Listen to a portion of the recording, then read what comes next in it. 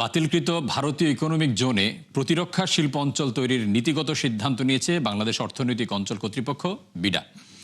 সোমবার এক সংবাদ সম্মেলনে বিডা নির্বাহী চেয়ারম্যান আশিক চৌধুরী জানান, মিরসরাইয়ে 850 একর জমিতে ডিফেন্স ইন্ডাস্ট্রিয়াল পার্ক স্থাপনের মাধ্যমে সামরিক শিল্পে প্রবেশ করবে বাংলাদেশ।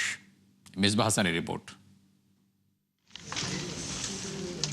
2022 সালে বাংলাদেশ অর্থনৈতিক অঞ্চল কর্তৃপক্ষ চট্টগ্রামের মিরসরাইয়ে ভারতীয় ইকোনমিক জোন করার সিদ্ধান্ত নিলেও পরবর্তীতে তা বাতিল হয়।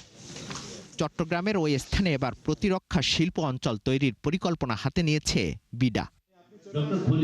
বেজার গভর্নিং বডির সভা শেষে সংস্থাটির চেয়ারম্যান জানান, প্রতিরক্ষা শিল্প অঞ্চল তৈরির নীতিগত সিদ্ধান্ত নেওয়া হয়েছে, যেখানে উৎপাদন হবে বুলেট ও ট্যাঙ্কের যন্ত্রাংশ। আমরা প্রায় 850 একর জমিকে আজকে থেকে ইয়ারমার্ক করছি।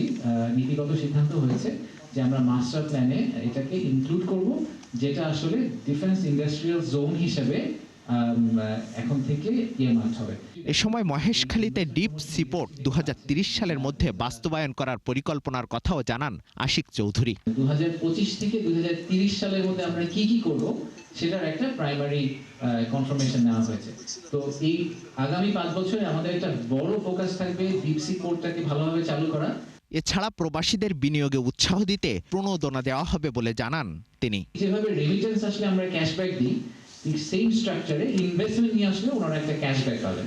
বিনিয়োগ প্রক্রিয়া সহজ করতে বিডা, বেজা, বেবজা সহ 6 সংস্থাকে একীভূত করার প্রাথমিক সিদ্ধান্ত নেওয়া হয় গভর্নিং বডির সভায়। যাবতীয় আলোচনা। মেজবাহ হাসান, 71, ঢাকা।